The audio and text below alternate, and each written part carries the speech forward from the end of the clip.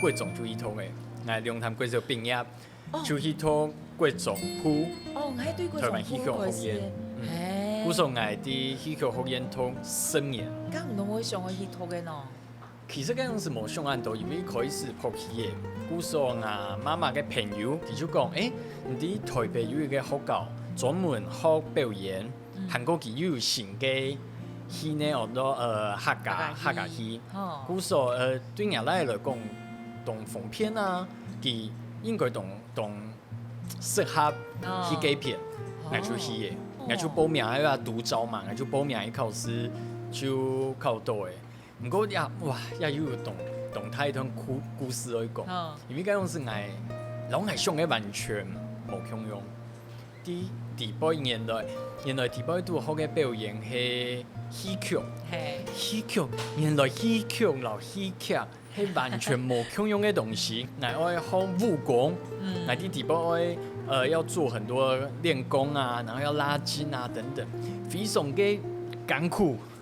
非常非常會覺得，甚至到痛苦，會覺得哇，這個我這跟我想象的表演完全冇共用。當然也批行係辛苦的啦，欣賞同學啊，對人都講然後那個時候就還有學長學弟制，古時候學長看起來也都很兇啊，但是我見老牙沒講我會轉學，乜個時代我係下心嘅。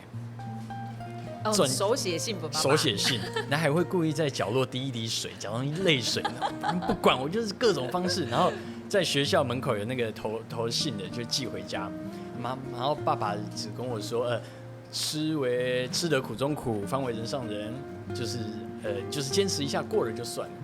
跟我一直冇辦法接觸到我想象到我有100同學嘅機會，就會各種愛靠高中嘅時間，我有一個基本學歷測驗基測，那我哋咩愛出去了，撇個學校嘅共用，就會去我輩考試。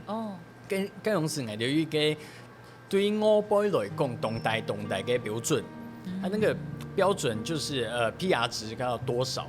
跟我就想講，如果我沒考到那個，我可以不用賠公費的轉學。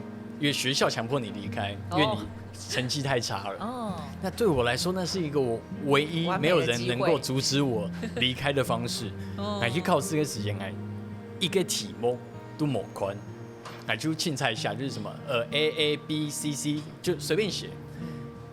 結果我考到全班第2高。嗰種事我就一種了解就。好像就是要我留下來，多運命，就會我會很愛留下來。